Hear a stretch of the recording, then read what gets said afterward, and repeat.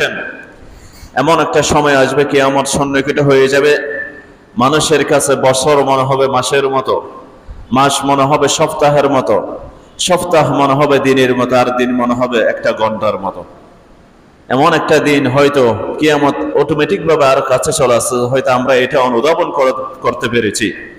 এই তো রমজান আসতেছে, রমজান চলেই গেল, মানে আল্লাহ রাসূল সাল্লাল্লাহু আলাইহি ওয়াসাল্লামের সে কথাগুলো আমরা আজকে বাস্তবে প্রত্যক্ষ করতেছি। আমরা বছরকে মনে হচ্ছে মাসের মতো, আর মাসকে মনে হচ্ছে সপ্তাহের মতো, আর সপ্তাহকে মনে হচ্ছে দিনের মতো, আর দিনকে মনে হচ্ছে ঘন্টার মতো। সেজন্য আল্লাহর বান্দাগণ, কিয়ামত অতি নিকটবর্তী, কিয়ামত আমাদের ইকতারাবাস সাআহ, আল্লাহ তাআলা বলেছেন কিয়ামত খুবই নিকটবর্তী। সেজন্য আসুন মাহে রমজানের শিক্ষাকে এবং রমজান পরবর্তী জীবনগুলো আমাদের কিভাবে পরিচালনা করব।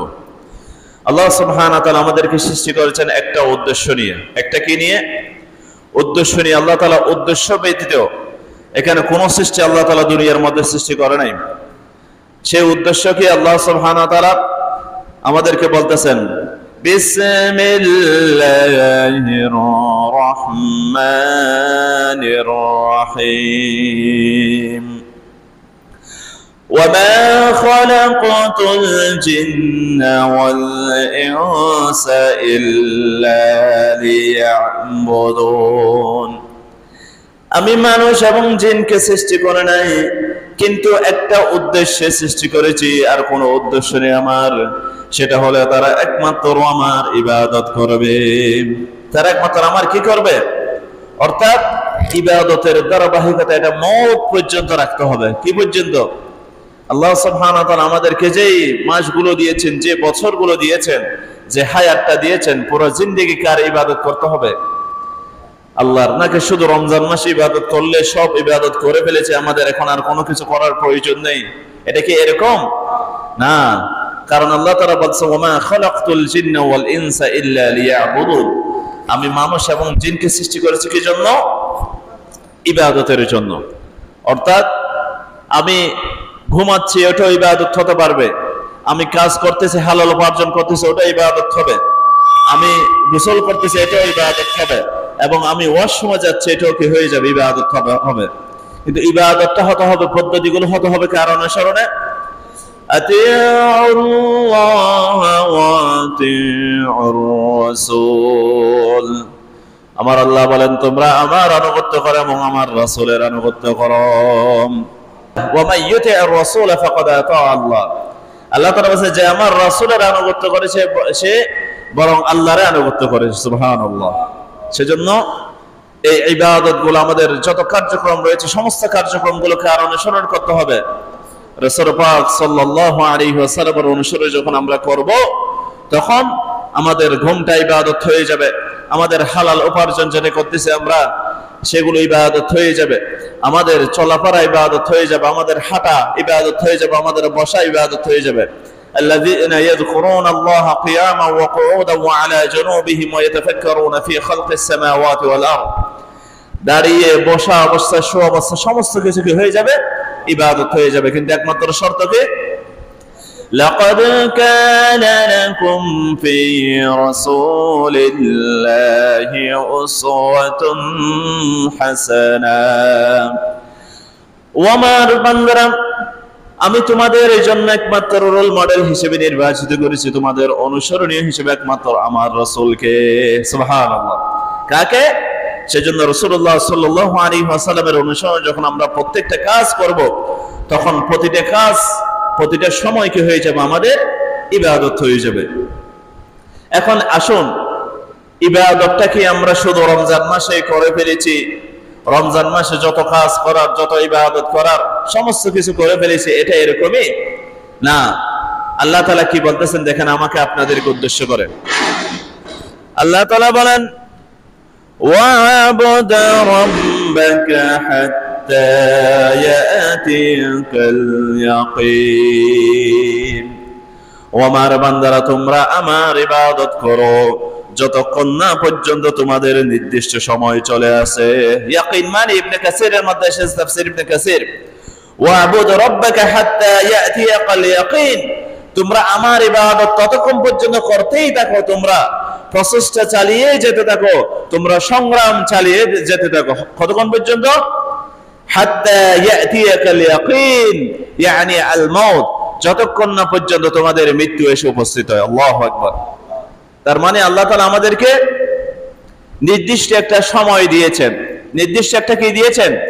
সময় দিয়েছেন। নির্দিষ্ট বছর দেন নাই, নির্দিষ্ট মাস দেন নাই, নির্দিষ্ট দিন দেন নাই, কিন্তু নির্দিষ্ট একটা কি দিয়েছেন? আমাদেরকে সময় দিয়েছেন।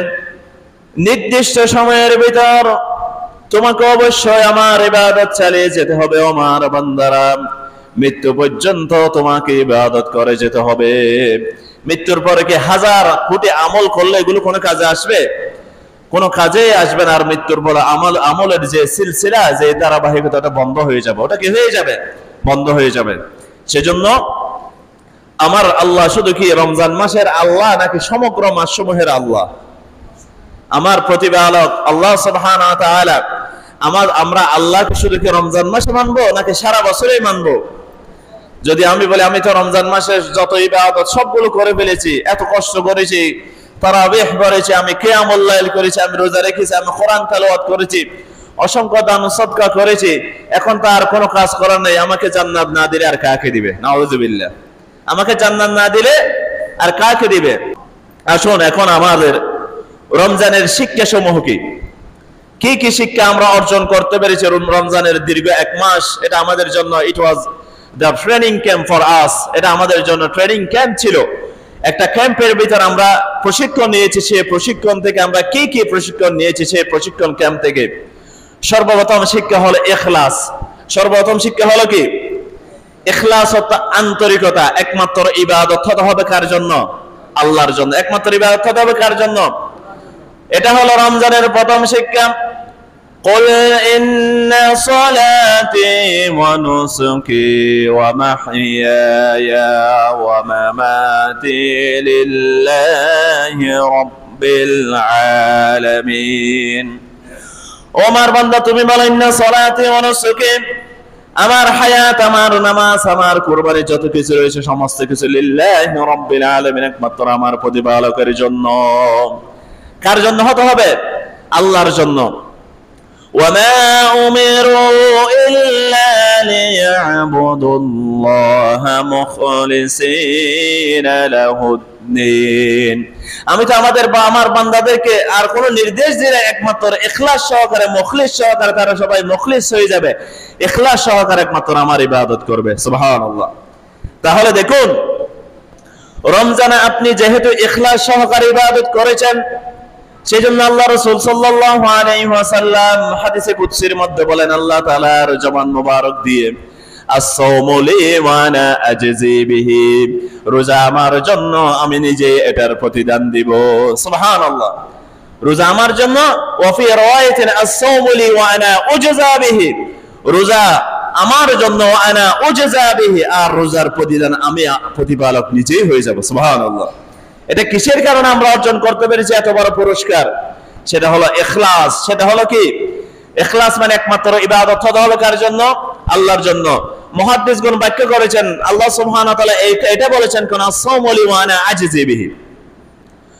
নামাজের ক্ষেত্রে বলে নাই আস-সালাতু লি, হজের ক্ষেত্রে বলে নাই আল-হাজ্জু লি, যাকাতের ক্ষেত্রে বলে নাই আয-যাকাতু লি, সাদাকার ক্ষেত্রে বলে নাই আস-সাদাকাতু লি। কিন্তু আল্লাহ তাআলা এখানে আস-সাওমু লি কি জন্য বলেছেন? বান্দা অনেক সময় নামাজ পড়ে আল্লাহর জন্য, আবার অনেক সময় নামাজ পড়ে বান্দাদের জন্য। বুঝতে পেরেছেন কিভাবে? অনেক সময় আল্লাহর জন্য নামাজ পড়ে বান্দা, গোপনে নামাজ পড়ে 4 মিনিট করে, কিন্তু বান্দা যখন মসজিদে দাঁড়িয়ে গেল, তখন পিছনে বান্দা খেয়াল করতেছে 10-12 জন তার নামাজের দিকে খেয়াল করতেছে, তখন বান্দা 4 মিনিটটা অনেক সময় 10 মিনিট করে ফেললো। নাউযুবিল্লাহ। কি করে ফেলেছে? নামাজ পড়ে 4 মিনিট, কিন্তু এখন করে ফেলেছে 10 মিনিট। তাহলে এই নামাজটা কি আল্লাহর জন্য হবে নাকি বান্দাদের জন্য হবে? বান্দাদের জন্য। নামাজ পড়ে না, এলাকার মানুষ কি বলবে, সমাজের মানুষ কি বলবে, ঘরের পরিবারের মানুষ কি বলবে, সেজন্য দৌড়ে দৌড়ে মসজিদের মধ্যে চলে আসে। তাহলে সেই নামাজটা কি আল্লাহর জন্য হবে নাকি এলাকাবাসীর জন্য হবে? কার জন্য হবে? এলাকাবাসীর জন্য হবে। এটা আল্লাহর জন্য নামাজ হবে না। তার মানে নামাজের মধ্যে কি থাকতে পারে? রিয়া থাকতে পারে। যেমন হজ, আল্লাহ তাআলা আল হজ্জুলি বলে নাই বান্দার অনেক টাকা পয়সা রয়েছে, বান্দা হজ করতেছে না, তাকে সবাই কৃপণ বলবে, সেই জন্য বান্দা পাসপোর্ট জমা দিলে হজ করতে যাবে, বান্দার সামনে যেন একটা আলহাজ লকব লেগে যায়। নাউযুবিল্লাহ।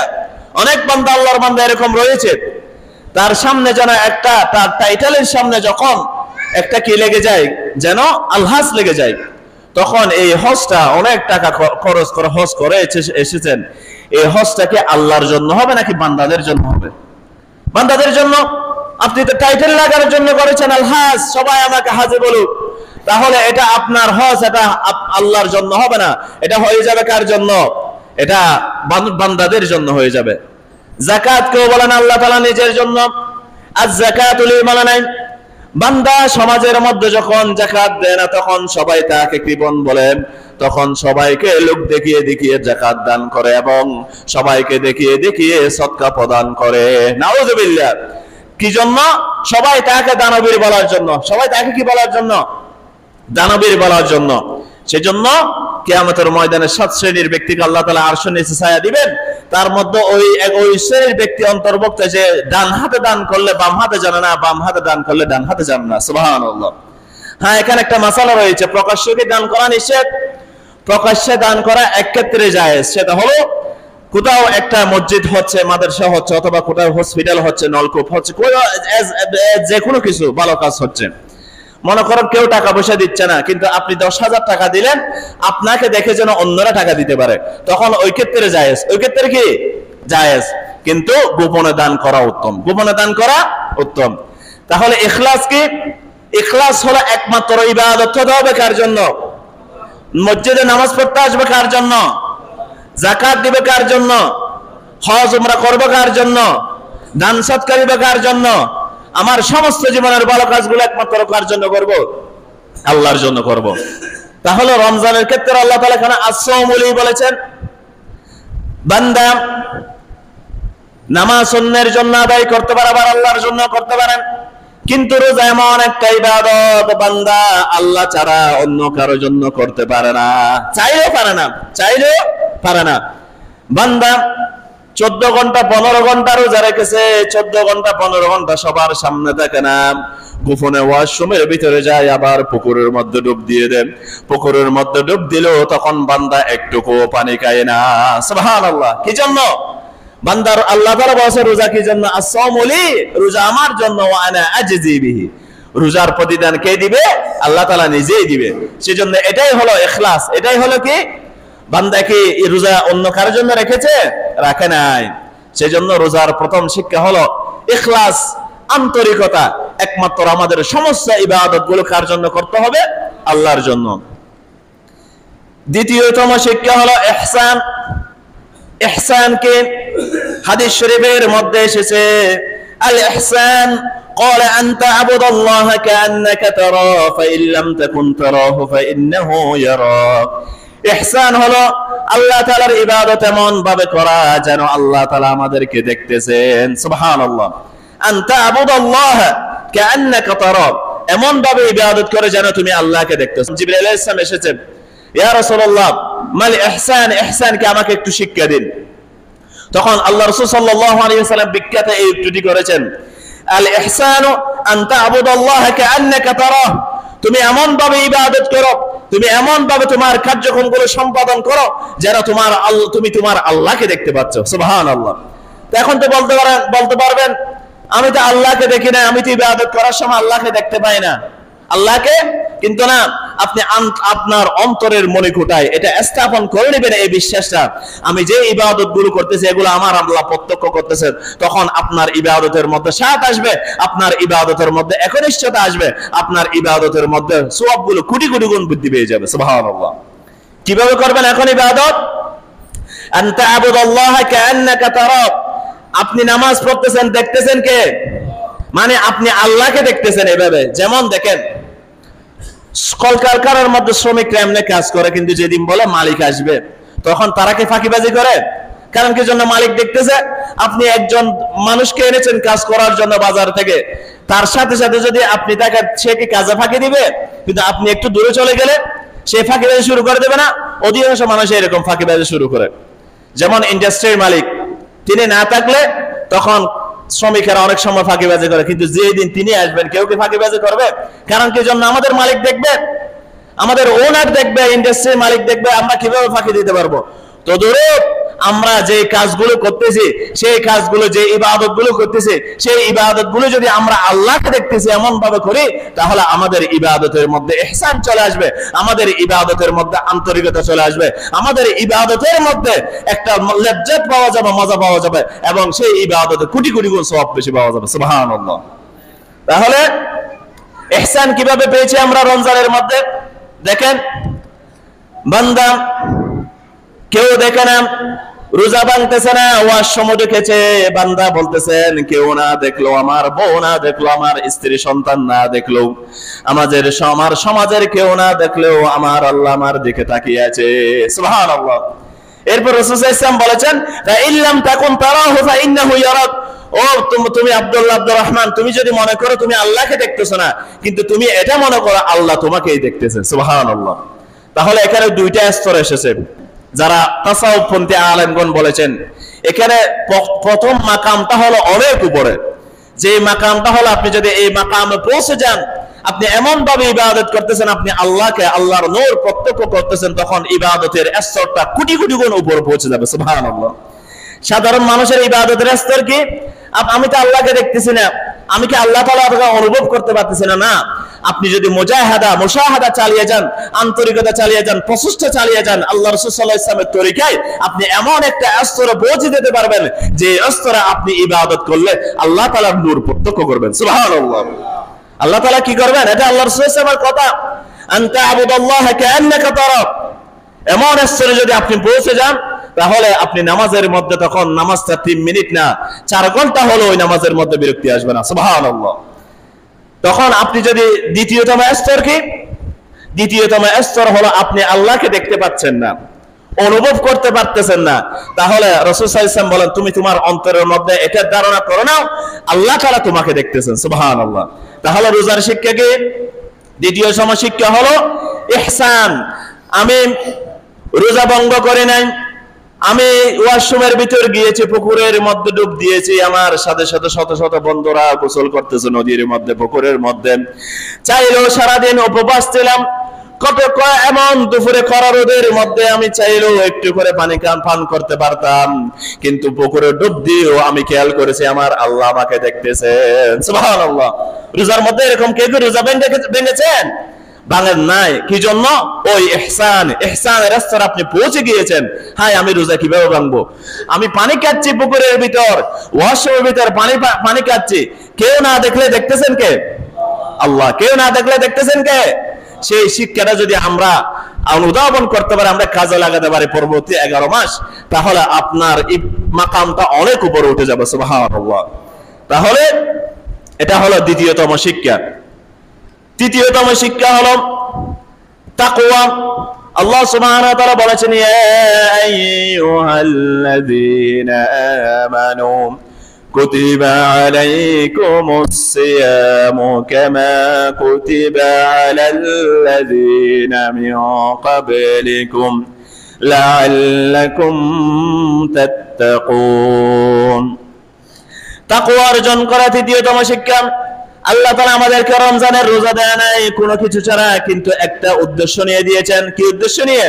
কুতিবা আলাইকুমুস সিয়াম, আমি তোমাদের উপর রমজান রোজা ফরজ করেছি, কামা কুতিবা আলাল্লাযীনা মিন ক্বাবলিকুম, যেভাবে তোমাদের পূর্ববর্তী যত জেনারেশন, যত নবীগণের উম্মত এসেছে সবার উপর রোজা ফরজ করেছিলাম, লাআল্লাকুম, যাতে তোমরা অর্জন করতে পারো, তাত্তাকুন, যাতে তোমরা সবাই মুত্তাকি হয়ে যেতে পারো। সুবহানাল্লাহ। রমজানের শিক্ষা কি? তাকওয়া কি? তাকওয়ার ব্যাখ্যা করেছেন ইবনে আব্বাস রাদিয়াল্লাহু তাআলা আনহু, আত-তাকওয়া হুয়া ইমসালু লিআওয়ামিরিল্লাহ ওয়াল ইজতিনাবু আন নাওয়াহি। তাকওয়া হলো আল্লাহ তাআলা যে কাজগুলো করতে বলেছেন সেই কাজগুলো করা, আল্লাহ তাআলা যে কাজগুলো নিষেধ করেছেন সেগুলো থেকে বিরত থাকা। তাকওয়ার সবচেয়ে সুন্দর সংজ্ঞা দিয়েছেন উবাই ইবনে কাব রাদিয়াল্লাহু তাআলা আনহু। ওমর রাদিয়াল্লাহু তাআলা আনহু বলেন, তিনি সাহাবীদের মধ্যে সবচেয়ে বিজ্ঞতম কারি ছিলেন, কোরআন সম্পর্কে অভিজ্ঞ ব্যক্তি ছিলেন। উবাই ইবনে কাবকে বলেন মাত তাকওয়া, ওমর ইবনে আল খাত্তাব বলেন আমাকে একটু তাকওয়াটা বুঝিয়ে দিন।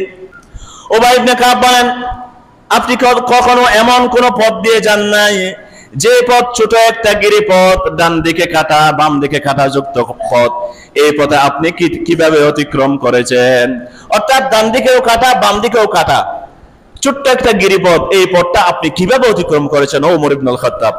ওমর ইবনে আল খাত্তাব বলেন ওই গিরিপথটা ডান দিকেও কাটা বাম দিকেও কাটা, আমি কিছুক্ষণ ডান দিকে দেখি কোনো কাটা যেন আমার গায়ে না লাগে, আবার কিছুক্ষণ বাম দিকেও দেখি কোনো কাটা যেন আমার গায়ে না লাগে, শরীরে না লাগে, আমি ওই পথটা খুবই সতর্কতার সহিত অতিক্রম করেছি। তখন উবাই ইবনে কাব বলেন কাযালিকাত তাকওয়া, এটাই হলো তাকওয়া। আপনি দুনিয়ায় চলবেন, আপনার ডান দিকে হারাম আসবে, আপনি দুনিয়ায় চলবেন, আপনার বাম দিকে হারাম আসবে, ডান দিকের হারামগুলো থেকে বেঁচে থেকে বাম দিকের হারামগুলো বেঁচে থেকে আপনি রওনা দিতে দিতে দিতে দিতে আখিরাতের মঞ্জিলে মাকসুদে পৌঁছে যাবেন। সুবহানাল্লাহ, মঞ্জিলে মাকসুদে পৌঁছে যাবেন, এটাই হলো তাকওয়া। ভাইয়েরা, আল্লাহর বান্দারা, রমজানের রোজা চলে গিয়েছে, আমরা যদি তাকওয়াটা অর্জন করতে না পারি তাহলে আমাদের রমজানের রোজা সবগুলো বিফল, সবগুলো কি হয়ে যাবে? এত কষ্ট করে রোজা রেখেছেন, রোজার কোনো কিছু আপনি অর্জন করতে পারবেন না। তাহলে রমজানের তৃতীয়তম শিক্ষা কি? তাকওয়া অর্জন করা। এরপর আসুন, রমজানের চতুর্থম শিক্ষা হলো কিয়াম করা। রাসূলুল্লাহ সাল্লাল্লাহু আলাইহি ওয়াসাল্লাম বলেছেন মান কামা في رمضان إيمانا واحتسابا غفر له ما تقدم من ذنبه। আল্লাহ রাসূল বলেন যে ব্যক্তি রমজানের রাতে কিয়ামে দাঁড়িয়ে যাবে, কিয়ামুল লাইল করবে, তাহাজ্জুদ নামাজ পড়বে, তারাবির নামাজ আদায় করবে, তার পূর্বের যত গুনাহ রয়েছে সমস্ত গুনাহগুলো আল্লাহ তাআলা ক্ষমা করে দিবেন। সুবহানাল্লাহ। তাহলে রমজানে আমরা অনেকে কিয়ামুল লাইল করেছি না, তাহাজ্জুদের নামাজ আদায় করেছি না, আমরা সেহরির পূর্বে 45 মিনিট পূর্ব উঠেছি, আধা ঘন্টা পূর্ব উঠেছি, উঠে অন্ততপক্ষে যারা সারা বছর কিয়ামুল লাইল আদায় করে নাই তারা সবাই কি করেছি? কিয়ামুল লাইল আদায় করেছি, তাহাজ্জুদের নামাজ আদায় করেছি। কি করেছি? তাহাজ্জুদের। তাহলে রমজান চলে গেছে, তাহাজ্জুদের নামাজ কি আল্লাহ রাসূল সাল্লাল্লাহু আলাইহি ওয়াসাল্লাম আদায় করে নাই? না। ওয়া'বুদ রাব্বাকা হাত্তা ইয়াতিয়াকাল ইয়াকিন, আল্লাহ তাআলার ওই আয়াতের শিক্ষা। ও আল্লাহর বান্দারা, তোমাদেরকে ইবাদত করতে হবে যতক্ষণ না পর্যন্ত মৃত্যু এসে পৌঁছে যায়। যতক্ষণ না পর্যন্ত কি এসে পৌঁছে যায়? তাহলে আমরা রমজান মাসে কি করেছি? কিয়ামুল লাইল করেছি, নফল ইবাদত সমূহ করেছি। এই রমজান চলে গেছে, সেই রমজানের শিক্ষাটা নিতে হবে না? সেজন্য আল্লাহর বান্দারা, আল্লাহ সুবহানাহু ওয়া তাআলা কানু কলিলাম মিনাল লাইলি ইয়াহজাউন ওয়া বিল আসহারি হুম ইস্তাগফিরুন, আমার বান্দারা তারা রাতের সামান্য অংশই ঘুমাতো, তারা আল্লাহর কাছে শেষ রাতে আল্লাহর কাছে ক্ষমা প্রার্থনা করত। সুবহানাল্লাহ। تتجافى جنوبهم عن المضاجع يدعون ربهم خوفا وطمعا ومما رزقناهم ينفقون। تتجافى جنوبهم عن المضاجع, রহমানের বান্দা যারা, তারা সারা রাত তাদের শরীরগুলো বিছানার সাথে লাগিয়ে রাখে না। যখন রাতের শেষ ভাগ চলে আসে তখন তাদের শরীরগুলো বিছানা থেকে আলাদা হয়ে যায়। সুবহানাল্লাহ। ও আল্লাহর বান্দারা, কিয়ামুল লাইল করেছেন, আপনার জীবনের সমস্যা রয়েছে, আপনার জীবনের অর্থনৈতিক সমস্যা রয়েছে, আপনার মানসিক সমস্যা রয়েছে, আপনার মানসিক যন্ত্রণা রয়েছে, আপনি কিয়ামুল লাইলে দাঁড়িয়ে যান, তাহাজ্জুদে দাঁড়িয়ে যান, আল্লাহকে ব্যথা যন্ত্রণাগুলো বলেন, সবগুলো ব্যথা যন্ত্রণা, অর্থনৈতিক সমস্যা, সমস্ত সমস্যা দূর করে দিবেন আল্লাহ তাআলা কিয়ামুল লাইলের মাধ্যমে। সুবহানাল্লাহ। আল্লাহ রাসূল সাল্লাল্লাহু আলাইহি ওয়াসাল্লামের কোনো পাপ ছিল না, তিনি ছিলেন নিষ্পাপ। আল্লাহ রাসূল সাল্লাল্লাহু আলাইহি ওয়াসাল্লাম কিয়ামুল লাইলে দাঁড়িয়ে যেতেন, আল্লাহ রাসূল সাল্লাল্লাহু আলাইহি ওয়াসাল্লামের পা মোবারক গুলো ফুলে যেত। মা আয়েশা বলেন, ইয়া রাসূলুল্লাহ, এত কষ্ট করেন কেন? আপনার তো কোনো গুনাহ নেই। তখন আল্লাহ রাসূল বলেন, আফালা আকুনা আবদান শাকুরা, আমার আল্লাহ আমাকে এত নিয়ামত দিয়েছে, আমি কি একটু শুকরগুজার বান্দা হব না? সুবহানাল্লাহ। ও আল্লাহর বান্দারা, আমাদেরকে আল্লাহ তাআলা কত নিয়ামত দিয়েছেন। আমাদের ভাইয়েরা, ফিলিস্তিনি ভাইয়েরা, কোথাও আমরা ঈদ করেছি আমাদের সন্তানদেরকে কোলে নিয়ে, তারা ঈদ করেছে তাদের সন্তানের লাশগুলো কোলে নিয়ে। কতগুলো পার্থক্য দেখেন।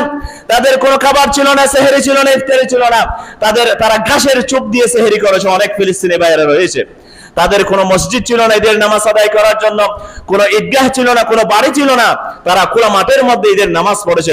ওই নামাজের মধ্যে আবার বড় ইসরায়েল হামলা করেছে। নাউযুবিল্লাহি মিন যালিক। আল্লাহ তাআলা আমাদেরকে এই পরীক্ষার মধ্যে নিপতিত করেছে। আল্লাহর বান্দারা, কি সুন্দর রমজান, কত সেহরি, কত ইফতার, কত নিরাপত্তা আল্লাহ তাআলা আমাদেরকে দিয়েছেন। 6 নম্বর শিক্ষা, তিলাওয়াত, কোরআনের সাথে সম্পর্ক। মেক রিলেশনশিপ উইথ দ্য কোরআন। কোরআনের সাথে আমরা যখন রমজান এসেছে তারা আগেও কোরআন যারা পাঠ করে নেয়, কোরআনের সাথে একটা সম্পর্ক আমরা এস্টাবলিশ করেছিলাম। আমরা তাক থেকে কোরআন নামিয়েছিলাম, রমজান চলে গেছে সেই তাকের উপর কোরআন রেখে দিয়েছি। এভাবে কি কোরআন রেখে দিলে হবে আল্লাহর বান্দাগণ?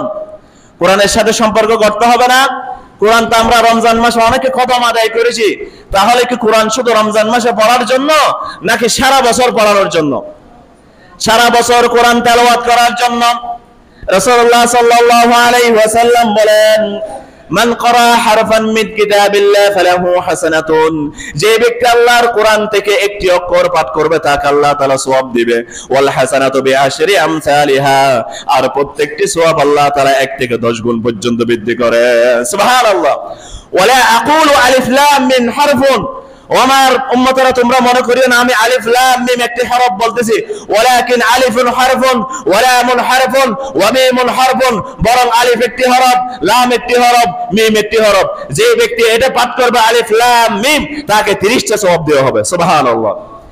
আফদালুল ইবাদাতি তিলাওয়াতুল কোরআন, সবচেয়ে শ্রেষ্ঠতম নফল ইবাদত হলো সেটা হলো কোরআন তেলাওয়াত করা। কি করা? আল্লাহর বান্দাগণ, আমরা অনেকে খতম আদায় করেছি আলহামদুলিল্লাহ, আমরা অনেকে কোরআনের সাথে সম্পর্ক রেখেছি, সেই কোরআনটা আমরা আবার সেলফের উপর রেখে দিয়েছি, তাকের উপর রেখে দিয়েছি। না, আল্লাহর বান্দারা, আল্লাহর সাথে, আল্লাহর কোরআনের সাথে, আল্লাহর কালামের সাথে এমন হটকারিতা আল্লাহ তাআলা কখনো মেনে নেবেন না। সেজন্য আসুন, আমরা রমজান চলে গেছে, শাহরু রমজান আল্লাযী উনজিলা ফীহিল কোরআন, শাহরুল কোরআন ছিল কোরআন নাজিলের মাস, কিন্তু কোরআনটা শুধু রমজান মাসে পড়ানোর জন্য না, কোরআনের শিক্ষাগুলো শুধু রমজান মাসের জন্য না, কোরআন পড়া, কোরআনের শিক্ষাগুলো গ্রহণ করা সারা 12 মাসের জন্য। সুবহানাল্লাহ। পুরো 12 মাসের জন্য কি করতে হবে? আল্লাহ রাসূল সাল্লাল্লাহু আলাইহি ওয়াসাল্লাম কোরআনকে বুকে নিয়েছেন শুধু রমজান মাস আর 11 মাস ঠিক করে ফেলেছেন? না, রাসূল সাল্লাল্লাহু আলাইহি ওয়াসাল্লামের শিক্ষা এটা ছিল না। তাহলে রমজানের শিক্ষা হলো কোরআনের সাথে সম্পর্ক তৈরি করা, কোরআনের সাথে সম্পর্ক কি করা? তৈরি করা। 7 নম্বর শিক্ষা হলো তওবা ইস্তেগফার করা। রমজানের 7তম শিক্ষা হলো আমরা তওবা এবং ইস্তেগফার আজীবন চালিয়ে যাব। কতক্ষণ পর্যন্ত? সব সময় রাসূলুল্লাহ সাল্লাল্লাহু আলাইহি ওয়াসাল্লাম হাদিস শরীফের মধ্যে বলেছেন, যে ব্যক্তি নিজের মাল্লাজিমাল ইস্তেগফার, যে ব্যক্তি নিজের উপর ইস্তেগফার আবশ্যক করে নেবে, তওবা আবশ্যক করে নেবে, জাআলাল্লাহু মিন কুল্লি দিকিন মাখরাজান, আল্লাহ তাআলা তাকে প্রত্যেকটি সংকীর্ণতা থেকে মুক্তির ব্যবস্থা করে দিবেন। সুবহানাল্লাহ। অন্তরের মধ্যে পেরেশানি রয়েছে, হতাশা রয়েছে, সংকীর্ণতা রয়েছে, ইস্তেগফার করেন, আল্লাহ তাআলা দূর করে দিবে। ওয়া ইয়ারযুকুহু মিন হাইসু লা ইয়াহতাসিব, আল্লাহ তাআলা ওই বান্দার জন্য এমন স্থান থেকে রিজিকের ব্যবস্থা করে দিবে বান্দা কোনোদিন কল্পনাও করে না। সুবহানাল্লাহ। সেজন্য বেশি বেশি কি করবেন? আস্তাগফিরুল্লাহ, আস্তাগফিরুল্লাহ আল্লাযী লা ইলাহা ইল্লা হুয়াল হাইয়ুল কাইয়্যুম ওয়া আতুবু ইলাইহি। দিনের শুরুতে সাইয়্যিদুল ইস্তিগফার পাঠ করবেন, আল্লাহুম্মা আনতা রাব্বি লা ইলাহা ইল্লা আনতা খালাকতানি ওয়া আনা আবদুকা ওয়া আনা আলা আহদিকা ওয়া ওয়া'দিকা মাসতাতা'তু আউযু বিকা মিন শাররি মা সানা'তু আবু'ু লাকা বিনি'মাতিকা আলাইয়া ওয়া আবু'ু বিযানবি ফাগফির লি ফাইন্নাহু লা ইয়াগফিরুয যুনুবা ইল্লা আনতা। এটা কষ্ট করে একটু মুখস্থ করুন, বুখারী শরীফের riwayat। যে ব্যক্তি সাইয়্যিদুল ইস্তিগফার ফজরের সময় তেলাওয়াত করবে, বিশ্বাস নিয়ে আল্লাহ রাসূল বলেন, বুখারী শরীফের riwayat, দিনের মধ্যে যদি ইন্তেকাল করে ওই ব্যক্তি অবশ্যই জান্নাতি হয়ে যাবে। সুবহানাল্লাহ। আবার বিকেলে তেলাওয়াত করেছেন, রাতের মধ্যে তেলাওয়াত করলে আল্লাহ রাসূল সাল্লাল্লাহু আলাইহি ওয়াসাল্লাম বলেন ওই ব্যক্তি অবশ্যই জান্নাতের মধ্যে চলে যাবে। সুবহানাল্লাহ। আল্লাহর বান্দারা, সাইয়্যিদুল ইস্তিগফারকে একটু কষ্ট করে, এখন মোবাইল এসেছে, একটু শিখে নেন। আল্লাহুম্মা আনতা রাব্বি লা ইলাহা ইল্লা আনতা খালাকতানি। বেশি বেশি ইস্তিগফার করবেন। কি করবেন? রমজানের শিক্ষা। 8 নম্বর শিক্ষা হলো ধৈর্য, সবর। কি করা? মানুষ বেশি অধৈর্য, কোনো কিছু হয়ে যায় হতাশ করে। যেমন রাসূলুল্লাহ সাল্লাল্লাহু আলাইহি ওয়াসাল্লাম বলেছেন, রমজানের মধ্যে তোমাদের সাথে যখন কেউ ঝগড়া করে, তোমাদের সাথে যখন কেউ তর্কাতর্কি করে, তখন রাসূলুল্লাহ সাল্লাল্লাহু আলাইহি ওয়াসাল্লাম বলেছেন, ফালিয়াকুল ইন্নী ইমরুউন সাইয়িমুন, আমি রোজাদার, আমি ধৈর্যশীল, আমি তোমার সাথে ঝগড়া করতে পারবো না। সুবহানাল্লাহ। রমজান আমাদেরকে এই শিক্ষাগুলো দেয়, এই শিক্ষাগুলো আমাদেরকে ধারণ করতে হবে। রমজান ছিল, এটা হলো শাহরুস সবর, এটা ছিল ধৈর্যের মাস। আমরা 15 ঘন্টা পর্যন্ত ধৈর্য ছিলাম না। আল্লাহর বান্দারা, জীবনে অনেক বিপদ আসবে, জীবনে অনেক কিছু হবে। আমরা যদি হতাশ শুরু করে দিই না, আমাদের জীবনে কখনো আমরা সাকসেসফুল হব না। আমাদেরকে কি করতে হবে? সবর করতে হবে, আমাদেরকে ধৈর্যশীল হতে হবে। এটা হলো রমজানের শিক্ষা। এটা হলো কি শিক্ষা? রমজানের শিক্ষা। 9 নম্বর শিক্ষা হলো সুশৃঙ্খল জীবন যাপন করা। কি করা? রমজানের মধ্যে একটা টাইম, একটা মেনটেন আমরা করেছিলাম না? যেমন ইফতার হবে 5টা 8-এ, আমরা কি 5টা 6-এ কেউ ইফতার করেছি? একটা টাইম মেনটেন ছিল না, সুশৃঙ্খল জীবন যাপন। সেহরির টাইম ছিল 4:50, আমরা কি 4:52 কেউ সেহরি খেয়েছি? যদি কেউ তা খেয়ে দেখেন, রমজানের আরেকটা রোজা কাদা আদায় করতে হবে। কি করতে হবে? 1 মিনিট অতিক্রান্ত হলো, 2 মিনিট অতিক্রান্ত হলো, রমজানের আরেকটা রোজা কি করতে হবে? কাজা আদায় করতে হবে। সেজন্য সুশৃঙ্খল আমরা যেভাবে একটা টাইম ম্যানেজমেন্ট করেছিলাম রমজানের মধ্যে, রমজানের পরবর্তী 11 মাসগুলো আমাদেরকে সেভাবে সুশৃঙ্খল জীবন যাপন করতে হবে, নাকি আমরা সবাই উচ্ছৃঙ্খল হয়ে যাব? উচ্ছৃঙ্খল হয়ে যাব। রমজানের মধ্যে সমাজের মধ্যে ঝগড়াঝাটি বন্ধ ছিল, গালাগালি বন্ধ ছিল, সমাজের মধ্যে রাহাজানি বন্ধ ছিল, ডিজে পার্টি বন্ধ ছিল। এখন রমজান চলে গেছে, সবগুলোকে আবার শুরু হবে। তাহলে রমজানের শিক্ষা কোথায় গেল আমাদের? রমজান তো আল্লাহ তাআলা আমাদেরকে দিয়েছেন এখান থেকে শিক্ষা নেওয়ার জন্য। রমজান 1 মাস দিয়েছেন, কয় মাস শিক্ষা নিতে হবে আমাদেরকে? এগুলো ধারণ করতে হবে। আগামী 11 মাস পর্যন্ত আমাদেরকে এই শিক্ষাগুলো লালন পালন করতে হবে। এরপর হলো দান খয়রাত, এগুলো জারি রাখা। যেভাবে আমরা রমজানের মধ্যে একে অপরকে আমরা দান সদকা করেছিলাম, সহমর্মিতার মাস রমজানের মধ্যে সবাই সহমর্মী ছিলাম, আমরা ইফতারি দান করেছি, সেহরি দিয়েছি আমার প্রতিবেশীকে, আত্মীয় স্বজনদেরকে। তদরূপ আমরা রমজান পরবর্তীতে এগুলো সিলসিলাগুলো জারি রাখবো। কি রাখবো? আত্মীয়তার বন্ধন ছিন্নকারী কখনো জান্নাতের মধ্যে প্রবেশ করবে না, কখনো কি করবে না? জান্নাতের মধ্যে প্রবেশ করবে না। সেই জন্য আসুন এই 10টা শিক্ষা আমরা লালন পালন করে আমাদের জীবনকে আলোকিত করব। সর্বশেষ একটা শিক্ষা হলো আমলের ধারাবাহিকতা, এটা রক্ষা করা। কি রক্ষা করা? রমজান মাসের মালিক আল্লাহ, আর 11 মাসের মালিক কি আল্লাহ ছাড়া অন্য কেউ নাকি? রমজান মাসের মালিক কে? তো 11 মাসের মালিক কে? তো এই রমজান মাসে যে আল্লাহর আতাত করেছেন, আনুগত্য করেছেন, 11 মাসে সে আল্লাহর আনুগত্য করতে হবে না? রাসূলুল্লাহ সাল্লাল্লাহু আলাইহি ওয়াসাল্লাম হাদিস শরীফের মধ্যে বলেন, দেখেন, وأن أحب الأعمال إلى الله أدومها وإن قل। আল্লাহর কাছে সবচেয়ে বেশি প্রিয় আমল হলো, সবচেয়ে পছন্দের আমল হলো যেটা ধারাবাহিকভাবে নিয়মিতভাবে বান্দারা করে যায়। সুবহানাল্লাহ। একদিন অনেক আমল করে ফেলবেন, এটা আল্লাহর কাছে প্রিয় না। আল্লাহর কাছে প্রিয় হলো যেটা ধারাবাহিকভাবে থাকবে। আপনি মনে করেন একটা আপনি ওজিফা নিয়েছেন, 100 বার ইস্তেগফার করবেন, 100 বার তাসবিহ পড়বেন, সেগুলো করবেন। এটা যদি আপনি ধারাবাহিকভাবে করে যেতে পারেন, আল্লাহর কাছে অনেক বড় প্রতিদান পেয়ে যাবেন। হ্যাঁ, আমি করতেছি 1 লক্ষ বার আজকে তাসবিহ পাঠ করব, এটা আল্লাহর কাছে প্রিয় না। প্রিয় কোনটা? যদি অল্প হও আপনি কাজটা ধারাবাহিকভাবে করে যাবেন। রমজান একটা ধারাবাহিকতা ছিল না, এখন যদি সেই ধারাবাহিকতা কেটে দিই, আমরা আল্লাহর কাছে প্রিয় হতে পারবো? সেজন্য আল্লাহর বান্দারা, আল্লাহর কাছে সবচেয়ে প্রিয় আমল হলো ওই ব্যক্তি যে ব্যক্তি ধারাবাহিকভাবে প্রত্যেকটি ভালো কাজ, যেমন আপনি ধারাবাহিকভাবে করতে পারেন। আমি ঘর থেকে বের হওয়ার পরে কোনো ফকিরকে দেখলে আমি 20 টাকা দিব, অথবা 2 টাকা হলেও দিব। প্রতিদিন করে রাখেন এটা সিলসিলা। কি করে রাখেন? মনে করেন হঠাৎ করে একটা 500 টাকা দিয়ে দিলেন, এটা আল্লাহর কাছে অবশ্যই প্রিয়। কিন্তু বেশি প্রিয় কোনটা? প্রতিদিন 2 টাকা করে দিচ্ছেন, একটা রুটিন করে ফেলেছেন, প্রতিদিন একটা আমল করেছেন। রমজান আমাদের জন্য একটা রুটিন ছিল, সেই রুটিনটা আমরা যদি পরবর্তী 11 মাস ধরে রাখতে পারি, তখন আমরা আল্লাহর কাছে প্রিয়জন হয়ে যাব। সুবহানাল্লাহ। ও আল্লাহর বান্দারা, একটু জানতে ইচ্ছে করে না? আমরা এত কষ্ট করে রোজা রেখেছি, সেই রোজাগুলো কবুল হয়েছে কিনা একটু জানতে ইচ্ছে করে না? সালফে সালেহিনগণ বলেছেন, আপনি একটু পরীক্ষা করতে পারবেন। আপনার কাছে একটা আল্লাহ তাআলা একটা ব্যারোমিটার দিয়েছে। কি দিয়েছে? ব্যারোমিটার দিয়েছে। জ্বর মাপার যন্ত্র রয়েছে, আবহাওয়া মাপার যন্ত্র রয়েছে। তদরূপ আপনার রোজা কবুল হয়েছে কিনা আল্লাহ তাআলা আপনাকে একটা ব্যারোমিটার যন্ত্র দিয়েছে। সেই যন্ত্রটা কি? মুহাদ্দিসগণ বলেন, সেই যন্ত্রটা হলো আপনি যদি রমজান মাসে যে আমলগুলো করেছেন, সেই আমলগুলো যদি পরবর্তী 11 মাস ধরে রাখতে পারেন, তাহলে আপনি নিশ্চিত হয়ে যান, কাউকে এসে বলতে হবে না, কোনো ফেরেশতাকে এসে বলতে হবে না আপনার রোজা কবুল হয়েছে। আপনি নিশ্চিত হয়ে যান আপনার রোজা কবুল হয়েছে। সুবহানাল্লাহ। সাহাবীরা 6 মাস পূর্বে রমজানের প্রস্তুতি নিতেন। রমজান কখন আসবে? রমজানে আমল করার পর 6 মাস পর পর্যন্ত আল্লাহর কাছে কান্নাকাটি করে দোয়া করতেন, ও আল্লাহ তাআলা, রমজানে যে আমলগুলো করেছি সেগুলো কবুল করো, সেগুলো যেন ধারাবাহিকতা রক্ষা করতে পারে, আপনি আমাদেরকে তৌফিক দান করুন। সুবহানাল্লাহ। ওমর রাদিয়াল্লাহু তাআলা ঈদের নামাজ আদায় করে, ঈদের দিন বলেছিলাম সবাই ঈদের নামাজ আদায় করে হই হুল্লাস আনন্দ করতেছে। আবু হুরায়রা বলেন, আমি ওমর ইবনে আল-খাত্তাবকে দেখলাম, এত বড় আমলদার, এত বড় তাকওয়াবান ওমর, দ্বিতীয় খলিফা ওমর ইবনে আল-খাত্তাব ঈদের নামাজ পড়ানোর পরে দূরে ঘরের মধ্যে চলে গেলেন, ঘরের দরজা বন্ধ করে দিয়ে কান্নাকাটি শুরু করে দিলেন। আবু হুরায়রা বললেন, আমি পিছনে পিছনে গেলাম ওমর ইবনে আল-খাত্তাবের অবস্থা দেখার জন্য। ইয়া ওমর ইবনে আল খাত্তাব, আজকে ঈদের দিন সবাই আনন্দ করতেছে, হই হুল্লাড় করতেছে, আপনি এখানে বসে বসে একাকী কান্না করতেছে। তখন ওমর ইবনে আল খাত্তাব বলেন, যাদের আমলগুলো আল্লাহর কাছে কবুল হয়েছে, যাদের রোজাগুলো আল্লাহর কাছে কবুল হয়েছে, তারা সবাই আনন্দ করুক, কিন্তু আমি ওমর জানি না আমার রোজাগুলো কবুল হয়েছে কিনা। সুবহানাল্লাহ। ও আল্লাহর বান্দা, ওমর ইবনে আল খাত্তাবের একদিনের আমল যদি এক পাল্লায় রাখা হয়, সারা পৃথিবীর মুসলমানদের আমল যদি এক পাল্লা রাখা হয়, ওমর ইবনে আল খাত্তাবের আমল আল্লাহর কাছে বেশি ভারী হবে। সুবহানাল্লাহ।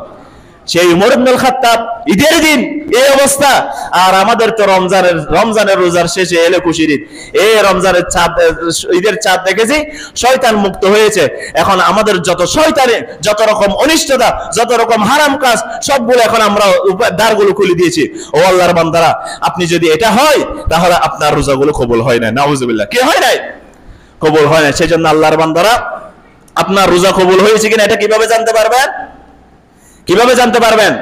এই যে রমজান যেভাবে আমল করেছেন, আপনি যদি সংকল্প করেন পরবর্তী 11 মাস ইনশাআল্লাহ আমি এগুলো করেই যাব, তাহলে আপনি বুঝতে পারবেন আপনার আমল নামাগুলো আপনি কদর পেয়ে গিয়েছেন, আপনি আপনার রমজানগুলো, রোজাগুলো আল্লাহ তাআলা কবুল করেছেন। সুবহানাল্লাহ। যদি এর বিপরীত হয়, তাহলে আপনার রমজানের সওয়াব পাওয়ার কোনো আশাই নেই, কোনো সওয়াব পাওয়ার কোনো কি নেই, আশাই নেই। এর একটা আমল হলো, রমজানের শিক্ষা হলো নফল রোজা রাখা। এটাই শেষ, এটা বলে শেষ করে দিব। যেমন রাসূলুল্লাহ সাল্লাল্লাহু আলাইহি ওয়াসাল্লাম হাদিস শরীফের মধ্যে বলেছেন, শাওয়াল মাসের রোজা সম্পর্কে সহিহ মুসলিমের রাওয়ায়াত, রমজানের রোজা রাখার পরে যে ব্যক্তি শাওয়াল মাসে রোজা রাখলো, 6টা রোজা রাখলো, সেই ব্যক্তি যেন সারা বছর রোজা রাখলো। সুবহানাল্লাহ। তো মুহাদ্দিসগণ ব্যাখ্যা করেছেন সারা বছর রোজা রাখার কি জন্য সওয়াব বলেছেন। যেমন মুহাদ্দিসগণ ব্যাখ্যা করেছেন, যে ব্যক্তি একটা ভালো কাজ করবে তার গুণ আল্লাহ তাআলা 10 গুণ করে বৃদ্ধি করে দিবেন। কয় গুণ করে? আল্লাহ সুবহানাহু ওয়া তাআলা বলেন, মান জাআল বিল হাসানাতি ফালাহু আশরু আমসালিহা। যে ব্যক্তি একটা ভালো কাজ করবে, আল্লাহ তাআলা বলতেছে আমি তাকে 10 গুণ করে বৃদ্ধি করে দিব। সুবহানাল্লাহ। ওয়া মান জাআ বিস সাইয়্যাতি ফালা ইউজজা ইল্লা মিসলাহা। আর যে ব্যক্তি গুনাহ করবে, আমি তাকে 10টা গুনাহ দিব না, একটাই গুনাহ দিব। আল্লাহু আকবার। আল্লাহ কত বড় দয়াশীল। তাহলে রমজানের রোজা রেখেছেন 30 দিন ধরেন, 30 দিনে যদি আপনি 10 গুণ করে বৃদ্ধি করেন, 30 দিয়ে 10 দিলে কত হয়? 300 হয়ে যায়। কত হয়? একটু হিসাবটা দেখেন, কি জন্য সারা বছর রোজা বলেছেন। 30 দিয়ে 10 গুণ করলে 300 হয়ে যায়। আর শাওয়াল মাসের 6টা রোজা কত দিন? 7 দিন। 6 দেশে কত? 7, 360 দিন হয়ে গেল। বছরে 5টা দিন রোজা রাখা নিষিদ্ধ। কয়টা দিন রোজা রাখা নিষিদ্ধ? এক বছরে 365 দিন না? তাহলে 5টা দিন রোজা রাখা নিষিদ্ধ। ঈদ উল ফিতরের দিন রোজা রাখা নিষিদ্ধ ছিল। সামনে ঈদ উল আযহা আসতেছে 10 তারিখ, ওই দিন 2 দিন, তারপর জিলহজ মাসের 11 তারিখ, 12 তারিখ, 13 তারিখ। বছরের মধ্যে এই 5টা দিন রোজা রাখা হারাম। এই 5টা দিন রোজা রাখা কি? তাহলে 365 থেকে 5 বাদ গেল, আর কত? 360। তাহলে আপনি রমজানের রোজা রেখে 300 দিনের সওয়াব আদায় করে ফেলেছেন। 300 দিন যেন রোজা রেখেছেন, আর 6 দিন যদি আপনি রোজা রাখতে পারেন, এগুলো সুন্নাহ, এগুলো নফল, আপনার সামর্থ্য রয়েছে, আপনি রোজাগুলো রাখবেন। শাওয়ালের রোজাগুলো কি রাখতে পারেন। সেই ব্যক্তি যদি আপনি যে রোজাগুলো রাখেন, তাহলে রাসূল সাল্লাল্লাহু আলাইহি ওয়াসাল্লাম বলেন, সহিহ মুসলিমের রাওয়ায়াত, ওই আমার উম্মত যেন সারা বছরই রোজা রাখলো। সুবহানাল্লাহ। এরপর প্রতি মাসে 3টা আইয়ামে বীজের রোজা। এরপর রাসূল সাল্লাল্লাহু আলাইহি ওয়াসাল্লাম রোজা রাখতেন সোমবার, বৃহস্পতিবার। আল্লাহ রাসূল সাল্লাল্লাহু আলাইহি ওয়াসাল্লাম জীবনটা অধিকাংশ সময় কেটেছে রোজার হিসেবে।